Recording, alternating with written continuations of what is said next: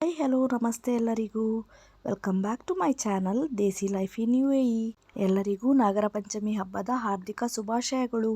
ಇವತ್ತು ನಾವು ಜೋಳವನ್ನು ಉಪಯೋಗಿಸಿಕೊಂಡು ಒಂದು ಸಿಹಿಯಾದ ಬೆಳಗಿನ ತಿಂಡಿಯನ್ನು ಮಾಡ್ತಾ ಇದ್ದೇವೆ. ಆಕ್ಚುಲಿ ನೀವೆಲ್ಲ ಮಂಗಳೂರಿನವರಾದ್ರೆ ನಿಮಗೆ ಗೊತ್ತಿರಬಹುದು, ನಾಗರ ಪಂಚಮಿ ಅವತ್ತು ನಮ್ಮಲ್ಲಿ ಅರಶಿನ ಎಲೆಯಿಂದ ಒಂದು ಸಿಹಿಯಾದ ತಿಂಡಿಯನ್ನು ಮಾಡ್ತಾರೆ. ಸೊ ಅದೇ ರೆಸಿಪಿನ ಮಾಡೋಣ ಅಂತ ಅಂದ್ರೆ ನಂಗೆ ಇಲ್ಲಿ ಅರಶಿನ ಎಲೆ ಸಿಗ್ಲಿಲ್ಲ.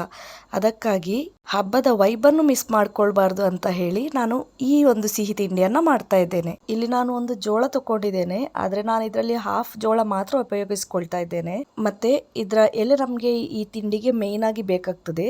ಸೊ ನಾನು ಅದರಲ್ಲಿ ಒಳ್ಳೆ ಇರುವ ಎಲೆಯನ್ನು ಸೆಲೆಕ್ಟ್ ಮಾಡಿಕೊಂಡು ಒಂದು 3 ಸಲ ಚೆನ್ನಾಗಿ ತೊಳೆದು ಅದನ್ನು ಒಂದು ಪಾತ್ರೆಗೆ ಸ್ವಲ್ಪ ನೀರು, ಅರಶಿನ, ಉಪ್ಪು ಹಾಕಿಕೊಂಡು ಅದರಲ್ಲಿ ಅದ್ದಿ ಇಡ್ತಾ ಇದ್ದೇನೆ. ಇದು ನಮಗೆ ಕೊನೆಯಲ್ಲಿ ಯೂಸ್ ಆಗ್ತದೆ, ಅಲ್ಲಿ ತನಕ ಇದು ಹೀಗೆ ಇರಲಿ. ಈ ಜೋಳದ ರೆಸಿಪಿ ಮಾಡಬೇಕಾದ್ರೆ ಇರೋ ಒಂದು ದೊಡ್ಡ ತಲೆನೋವು ಅಂತ ಹೇಳಿದ್ರೆ ಈ ಜೋಳವನ್ನು ಬಿಡಿಸೋದು. ಸೊ ನಾನೊಂದು ಇಲ್ಲಿ ನಿಮಗೆ ಜೋಳ ಬಿಡಿಸ್ಲಿಕ್ಕೆ ಟಿಪ್ಸ್ ಕೊಡ್ತೇನೆ. ಜೋಳನ ಯಾವಾಗಲೂ ಇಡೀ ಕೋಡೆ ಇರುವಾಗ ಬಿಡಿಸ್ಲಿಕ್ಕೆ ತುಂಬ ಕಷ್ಟ ಆಗ್ತದೆ. ಸೊ ಹಾಗಾಗಿ ಹೀಗೆ ಅರ್ಧಕ್ಕೆ ಕಟ್ ಮಾಡಿಕೊಂಡು ಈ ರೀತಿಯಲ್ಲಿ ಬೆರಳಲ್ಲಿ ತೆಗೆದ್ರೆ ಅದು ಈಸಿಯಾಗಿ ಬರ್ತದೆ. ನಿಮ್ಗೆ ಏನಾದರೂ ಬೇರೆ ಟಿಪ್ಸ್ ಗೊತ್ತಿದ್ರೆ ನೀವು ಕೂಡ ಸಜೆಸ್ಟ್ ಮಾಡಬಹುದು. ಸೊ ಈಗ ನಾನಿಲ್ಲಿ ಅರ್ಧ ಜೋಳದ ಹೋಳನ್ನು ತಗೊಂಡಿದ್ದೇನೆ. ಇದನ್ನ ಒಂದು 10 ರಿಂದ 15 ನಿಮಿಷ ಚೆನ್ನಾಗಿ ಸ್ಟೀಮ್ ಮಾಡ್ಕೊಳ್ಳೋಣ. ಜೋಳ ಚೆನ್ನಾಗಿ ಸ್ಟೀಮ್ ಆದ ನಂತರ ಸ್ವಲ್ಪ ತಣ್ಣಗೆ ಆಗ್ಲಿಕ್ಕೆ ಬಿಡಬೇಕು. ತಣ್ಣಗಾದ್ಮೇಲೆ ನಾವು ಬ್ಯಾಟರ್ಗೆ ರೆಡಿ ಮಾಡ್ಕೊಳ್ಳೋಣ. ಇಲ್ಲಿ ನಾನು ಬ್ಯಾಟರ್ ಮಾಡ್ಕೊಳ್ಳೋದಕ್ಕೆ 1 ಗ್ಲಾಸ್ ಬಾಯ್ಲ್ಡ್ ರೈಸ್ ಜೊತೆಗೆ 1/4 ಗ್ಲಾಸ್ ಅಷ್ಟು ವೈಟ್ ರೈಸ್ ಅನ್ನು ತಗೊಂಡು ಒಂದು 5 ಗಂಟೆ ನೆನೆಸಿ ತೊಳೆದು ಇಟ್ಕೊಂಡಿದ್ದೇನೆ. ಅದಕ್ಕೆ ಒಂದು ಅರ್ಧ ಹೋಳು ತೆಂಗಿನಕಾಯಿ ಮತ್ತೆ ಸ್ಟೀಮ್ ಮಾಡಿ ಇಟ್ಕೊಂಡಿರುವಂತಹ ಜೋಳವನ್ನು ಹಾಕಿ ಸ್ವಲ್ಪ ಉಪ್ಪು ಹಾಕಿಕೊಂಡು ಸ್ವಲ್ಪನೇ ನೀರು ಹಾಕಿಕೊಂಡು ಗಟ್ಟಿಯಾಗಿ ರುಬ್ಬಿಕೊಂಡು ಬದಿಯಲ್ಲಿ ಇಟ್ಕೊಳ್ಬೇಕು. ಈಗ ನಾವು ಈ ತಿಂಡಿಗೆ ಹಾಕಿಕೊಳ್ಳಿಕ್ಕೆ ಸಿಹಿ ಮಿಶ್ರಣವನ್ನು ಮಾಡಿಕೊಳ್ಳೋಣ. ಇಲ್ಲಿ ನಾನು 1.5 ಅಚ್ಚು ಬೆಲ್ಲವನ್ನು ತಗೊಂಡಿದ್ದೇನೆ, ಸ್ವಲ್ಪ ಉಪ್ಪು ಮತ್ತೆ ಸ್ವಲ್ಪ ಏಲಕ್ಕಿಯನ್ನು ಹಾಕಿಕೊಂಡು ಅರ್ಧ ತೆಂಗಿನಕಾಯಿಯನ್ನು ಹಾಕಿಕೊಂಡಿದ್ದೇನೆ. ಹಾಗೆ 2 ಮುಷ್ಟಿಯಷ್ಟು ಅವಲಕ್ಕಿಯನ್ನು ಸೇರಿಸಿಕೊಂಡು ತುಂಬಾನೇ ತುಪ್ಪ ಹಾಕಿಕೊಂಡು ಚೆನ್ನಾಗಿ ಬೆರೆಸ್ಕೊಳ್ಬೇಕು. ಈಗ ನಾವು ಮೊದಲಿಗೆ ತೊಳೆದು ಇಟ್ಕೊಂಡಿರುವಂತಹ ಜೋಳದ ಎಲೆ ಇಲ್ಲಿ ಉಪಯೋಗಕ್ಕೆ ಬರ್ತದೆ.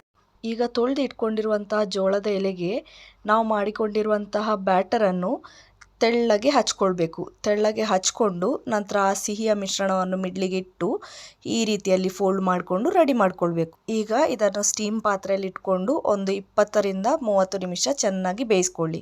ಇದೇನು ಮಿಡ್ಲಲ್ಲಿ ಹೀಗೆ ಮಾಡಿ ಇಡ್ತಿದ್ದೇನೆ ಅಂತ ಹೇಳಿ ನೋಡ್ತಿದ್ದೀರಾ? ಆಕ್ಚುಲಿ ನಮ್ಮ ಮನೆಯಲ್ಲಿ 2 ಟೈಪ್ ಇದ್ದು ಜನ ಇದ್ದೇವೆ. ಒಂದು ನಾನು, ಅಂದ್ರೆ ಸ್ವೀಟ್ ಅನ್ನು ತುಂಬಾನೇ ಇಷ್ಟಪಡುವವಳು. ಮತ್ತೊಂದು ನನ್ನ ಹಸ್ಬೆಂಡ್, ಅವರಿಗೆ ಸ್ವೀಟ್ ಅಂದ್ರೆ ಇಷ್ಟನೇ ಇಲ್ಲ. ಸೊ ಅವರಿಗಾಗಿ ಇದು ಖಾಲಿ ಆ ಬ್ಯಾಟರ್ ಅನ್ನೇ ಉಂಡೆ ಮಾಡಿ ಇಟ್ಟಿದ್ದೇನೆ. ಅವರು ಇದನ್ನ ಗ್ರೇವಿಲಿ ತಿಂತಾರೆ. ಬಟ್ ಇದಂತೂ ದಿ ಬೆಸ್ಟ್ ಆಗಿರ್ತದೆ. ಯಾಕಂತ ಹೇಳಿದ್ರೆ ಸ್ವೀಟ್ ಜೊತೆ ಆ ಜೋಳದ ಫ್ಲೇವರ್ ಕೂಡ ಬರುವಾಗ ತುಂಬಾನೇ ಚೆನ್ನಾಗಿರ್ತದೆ. ಇಲ್ಲಿ ನಮ್ಮ ಜೋಳದ ಸಿಹಿ ಬ್ರೇಕ್ಫಾಸ್ಟ್ ರೆಡಿ ಆಗಿದೆ. ಇದು ಟೇಸ್ಟಿ ಆಗಿರೋದ್ರ ಜೊತೆಗೆ ತುಂಬಾನೇ ಹೆಲ್ದಿ ಬ್ರೇಕ್ಫಾಸ್ಟ್ ಆಗಿದೆ. ಜೋಳದಲ್ಲಿ ಫೈಬರ್ನ ಅಂಶ ಜಾಸ್ತಿ ಇರೋದ್ರಿಂದ ಇದು ಡೈಜೆಷನ್ಗೆ ತುಂಬಾನೇ ಒಳ್ಳೆದಾಗಿರ್ತದೆ. ಹಾಗೆ ಇದರಲ್ಲಿರೋ ವೈಟಮಿನ್ಸ್ ಇಮ್ಯುನಿಟಿ ಬಿಲ್ಡ್ ಮಾಡಿ ಸ್ಕಿನ್ ಕೂಡ ಗ್ಲೋ ಮಾಡ್ಲಿಕ್ಕೆ ಹೆಲ್ಪ್ ಆಗ್ತದೆ. ಈ ವಿಡಿಯೋ ನಿಮಗೆ ಇಷ್ಟ ಆಗಿದ್ದಲ್ಲಿ ಲೈಕ್ ಮಾಡಿ, ಕಮೆಂಟ್ ಮಾಡಿ, ನಿಮ್ಮ ಫ್ರೆಂಡ್ಸ್ ಫ್ಯಾಮಿಲಿಗೂ ಕೂಡ ಶೇರ್ ಮಾಡಿ, ಸಬ್ಸ್ಕ್ರೈಬ್ ಮಾಡಲಿಕ್ಕೆ ಹೇಳಿ. Thank you for watching.